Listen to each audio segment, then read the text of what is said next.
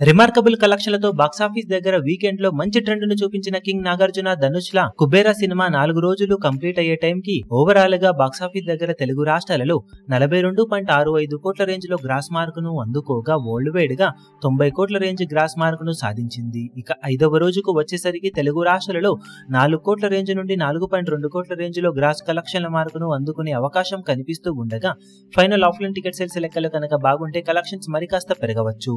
తమిళనాడులో సినిమా మొత్తం మీద 1.2 కోట్ల నుండి 1.3 కోట్ల రేంజ్ లో గ్రాస్ అందుకునే అవకాశం ఉండగా కర్ణాటక, రెస్ట్ ఆఫ్ ఇండియాలో ఈ రోజు కోటి రేంజ్ గ్రాస్ మార్క్ ను సినిమా అటు ఇటుగా అందుకోవచ్చు.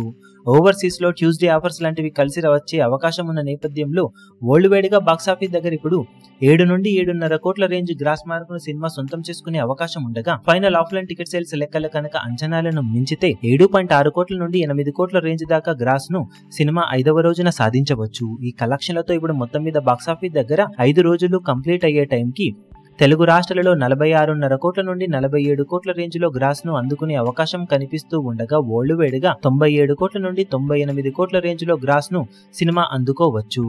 ఓవరాల్ గా 100 కోట్ల గ్రాస్ మార్క్ వైపు పరుగులు పెడుతూ దూసుకుపోతున్న ఈ సినిమా లాంగ్ రన్ లో మంచి లాభాలను అందుకునే అవకాశం ఎంతైనా ఉంది.